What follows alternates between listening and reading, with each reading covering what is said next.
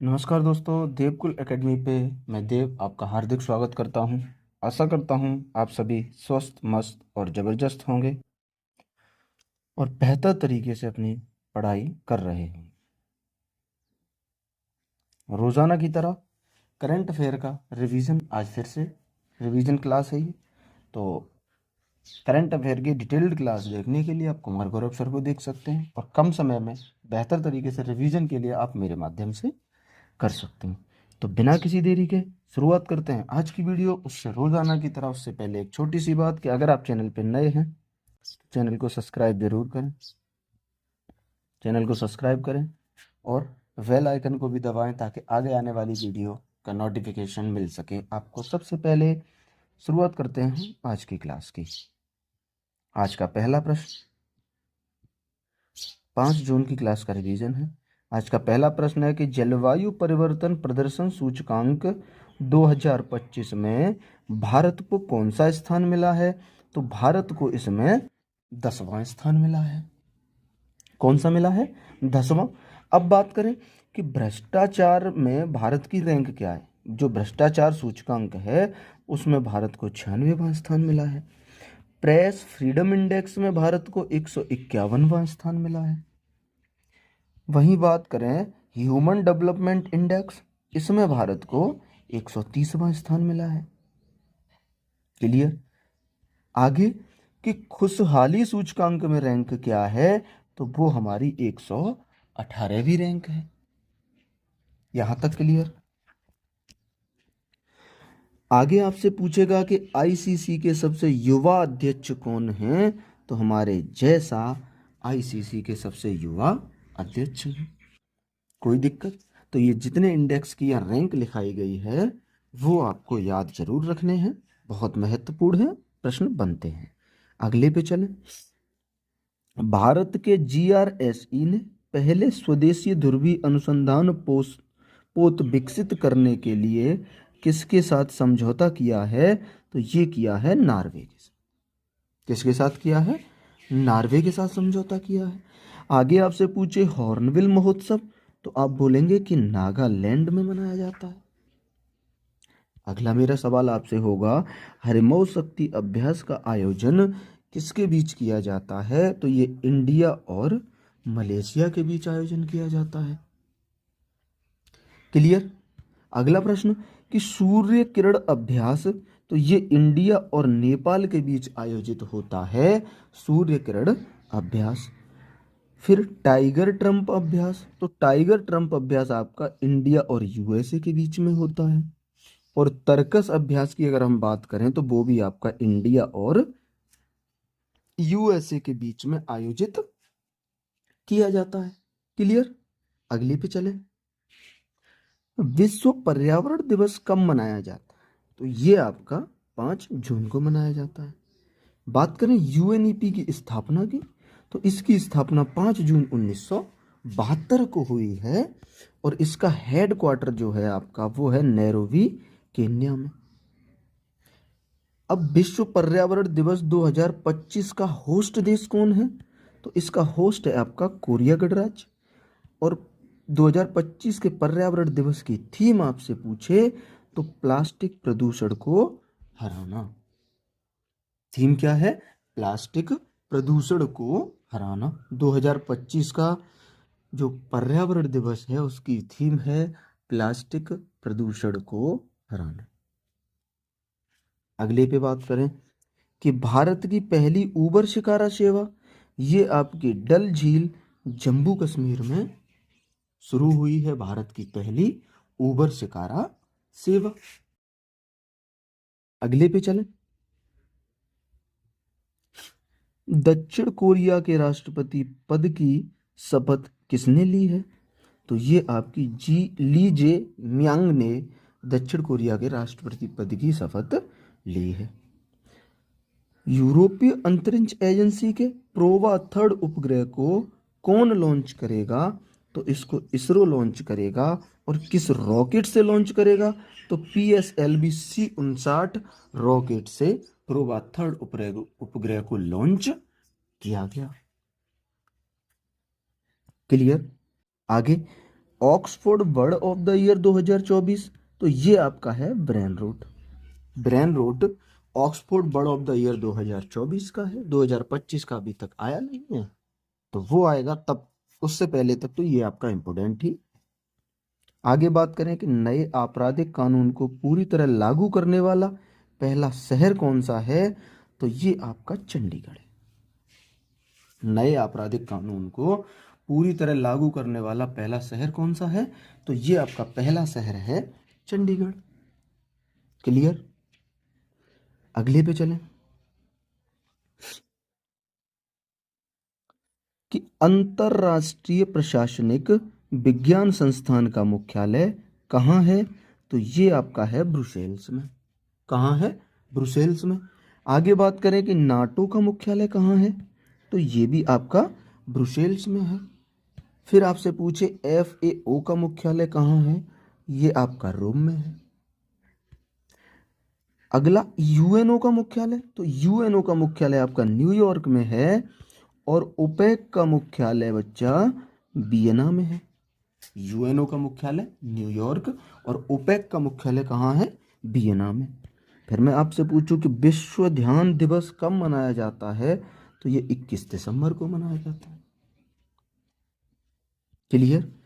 RBI के 26वें governor कौन है, तो ये आपके संजय मल्होत्रा है। कौन है? संजय मल्होत्रा RBI के 26वें गवर्नर हैं। अगले प्रश्न पे चलें। ये मोस्ट इंपोर्टेंट स्लाइड है, यहाँ से प्रश्न आपके पेपर में 100% बनेंगे, तो इसको अच्छे से कवर करना। कि IPL के 18वें संस्करण का खिताब किसने जीता, तो ये RCB ने जीता। अच्छा, फाइनल मैच कहाँ हुआ था, तो ये आपका नरेंद्र मोदी स्टेडियम गुजरात में फाइनल मैच हुआ था। फाइनल मैच किसके बीच हुआ, तो ये आपका RCB वर्सेस पंजाब के बीच में फाइनल मैच खेला गया था, जिसमें player of the match Kunal Pandya रहे। और आपसे बात करें ऑरेंज कैप किसने जीता है इसमें, तो साई सुदर्शन गुजरात के प्लेयर हैं, जिन्होंने 759 रन बनाए हैं, और ये 2025 के IPL में सर्वाधिक रन हैं, तो इसलिए इन्हें ये ऑरेंज कैप दिया गया है। तो याद रखना कि ऑरेंज कैप सर्वाधिक रन बनाने वाले खिलाड़ी को दिया जाता है। फिर आगे बात करें पर्पल कैप, तो पर्पल कैप भी गुजरात के ही खिलाड़ी प्रसिद्ध कृष्णा को मिला है, जिन्होंने कुल 25 विकेट इस प्रतियोगिता में लिए हैं। कितने लिए? 25 विकेट। आगे बात करें कि मोस्ट वैल्यूएबल प्लेयर कौन रहा इस सीजन का, तो Suryakumar Yadav most valuable player रहे हैं। फिर आपसे ये भी प्रश्न बन सकता है कि फेयर प्ले अवार्ड किसे मिला है इस सीजन, तो ये चेन्नई को मिला है फेयर प्ले अवार्ड। आगे बात करें कि IPL में शतक लगाने वाला सबसे युवा कौन बना है, तो वैभव सूर्यवंशी, जो राजस्थान की टीम से खेलते थे, ये IPL में शतक लगाने वाले सबसे युवा बल्लेबाज बने हैं। समझ आया IPL की पूरी हिस्ट्री? यहाँ से प्रश्न 100% बनेंगे, इनको याद रखना है आपको। समझे? यहाँ तक कोई समस्या, कोई प्रॉब्लम यहाँ तक? याद रखना इस स्लाइड को, प्रश्न यहाँ से बनेंगे ही बनेंगे। क्लियर? अगले पे चलें। अगला है 11वें ब्रिक्स संसदीय मंच का आयोजन कहाँ हुआ है, तो इसका आयोजन आपका ब्राजील में हुआ है। कहाँ हुआ है? ब्राजील में। ब्रिक्स का 10वां सदस्य कौन सा है, तो वो आपका इंडोनेशिया है ब्रिक्स का 10वां सदस्य। फिर आपसे पूछे टाइम पत्रिका ने किसे पर्सन ऑफ द ईयर चुना है, तो डोनाल्ड ट्रंप को टाइम पत्रिका ने पर्सन ऑफ द ईयर चुना है। अगला प्रश्न आपसे पूछा कि वुमेन ऑफ द ईयर आपका पूर्णिमा देवी बर्मन को चुना गया है। फिर सबसे कम उम्र में फिडे विश्व शतरंज चैंपियनशिप जीतने वाले खिलाड़ी कौन हैं, तो वो हैं आपके गुकेश डी गुकेश फिडे विश्व शतरंज चैंपियंस जीतने वाले पहले सबसे युवा खिलाड़ी हैं। मैग्नस कार्लसन को हराने वाला खिलाड़ी। इस शिद्दत से उसे हराया कि मैग्नस कार्लसन भी टेबल पे हाथ मारा उसने कितनी जोर से। जो विश्व चैंपियन कितने बार जीत चुका है उसे तक हरा दिया। आप लोगों के लिए एक शायरी हो जाए। जितने ये हमारे भाई हैं ना मुस्तंडे जिनका दिल टूटा हुआ है, क्या गजब की शायरी रहेगी उनके लिए। अच्छी लगे तो कमेंट करके जरूर बताना। बहुत प्यारी है कि ये लम्हे इसको मस्ती के, ये लम्हे इसको मस्ती के, कभी पाबंद नहीं रहते, सदा खुशियां नहीं रहती हमेशा गम नहीं, कि सदा खुशियां नहीं रहती हमेशा गम नहीं रहते। जरा देखो ये दरवाजे पे दस्तक कौन दे रहा है, जरा देखो ये दरवाजे पे दस्तक कौन दे रहा है, मोहब्बत हो तो कह देना यहां अब हम नहीं। वाह वाह, क्या बात। ये एक शायरी थी। अच्छी लगे कमेंट करके जरूर बताना। हाँ, अगली पे चले। फिर जिनका टूटा है दिल उनको तो बहुत अच्छी लगेगी। आगे बात करते हैं। अच्छी लगे तो फिर बताना, फिर भी ऐसे सुनाते रहें, बहुत है मेरे पास। कि इसरो ने सतीश धवन स्पेस सेंटर से किस राज्य ने अपने अवेयर प्लेटफॉर्म के लिए 5 साल का समझौता किया है? तो ये आंध्र प्रदेश के साथ इसरो ने समझौता किया है। आगे बात करें कि क्वांटम क्षेत्र में क्रांतिकारी बिलो चिप का अनावरण किसने किया है? तो ये आपका गूगल ने किया है। यानी क्वांटम क्षेत्र में क्रांतिकारी बिलो चिप का अनावरण गूगल ने किया है, ये आपको याद रखना है। आगे आपसे पूछे कि अमित शाह ने किस राज्य की पुलिस को प्रेसिडेंट कलर से सम्मानित किया है? तो ये छत्तीसगढ़ राज्य की पुलिस को अमित शाह ने प्रेसिडेंट कलर पुरस्कार से सम्मानित किया है।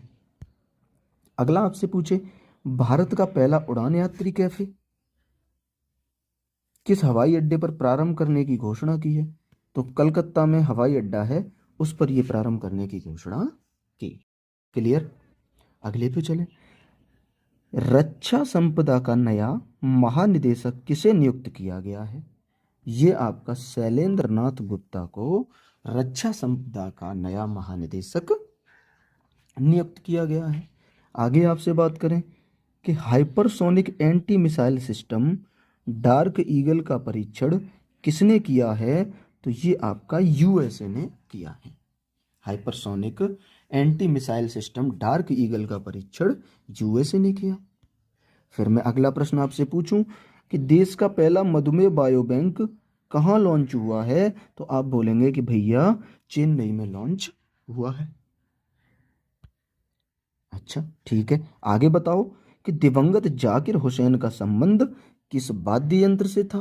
तो ये तबला से संबंधित थे, तबला वादक थे और फेमस तबला वादक थे ये जाकिर हुसैन जी। आगे कि व्यास सम्मान 2024 किसे मिला? तो ये आपका मिला है सूर्यबाला को। व्यास सम्मान 2024 किसे मिला है? तो ये आपका सूर्यबाला को मिला है व्यास सम्मान 2024। क्लियर। अगले पे चलें कि हाल ही में सी कैरेस 2.0 डिजिटल प्लेटफॉर्म किसने लॉन्च किया? तो ये आपका कोयला मंत्रालय ने लॉन्च किया है। वर्तमान में हमारे कोयला मंत्री हैं कौन? तो जी किशन रेड्डी जी वर्तमान में हमारे कोयला मंत्री हैं। लोकसभा में पेश 129वें संविधान संशोधन का संबंध किससे है? तो वन नेशन वन इलेक्शन से इसका संबंध है। जो लोकसभा में 129वां संविधान संशोधन पेश किया गया है रामनाथ कोविंद समिति ने, तो उसका संबंध किससे है? तो वन नेशन वन इलेक्शन से इसका संबंध है। आगे आपसे बात करें कि WHO ने आयुष चिकित्सा कोडिंग और रिकॉर्ड दिवस कब मनाने की घोषणा की है? तो ये आपकी 10 जनवरी को मनाने की घोषणा की है। कब की है? 10 जनवरी को। तो ये थी हमारी आज की क्लास। उम्मीद मैं आपसे करता हूँ कि बेहतर तरीके से मैं आपको समझा पाया हूँ। अगर समझा पाया हूँ तो क्लास को लाइक ज़रूर किया कीजिए। प्लीज़ प्लीज़, आप लोग देखते हैं लेकिन लाइक नहीं करते। अगर अच्छी लगती है तो लाइक ज़रूर किया कीजिए और ज़्यादा से ज़्यादा लोगों में शेयर करें। अगर आप चैनल पर नए हैं तो चैनल को सब्सक्राइब जरूर करें। मिलेंगे अगली वीडियो में और बेहतर कंटेंट के साथ। तब तक के लिए नमस्ते, नमस्कार, जय हिंद, वंदे मातरम।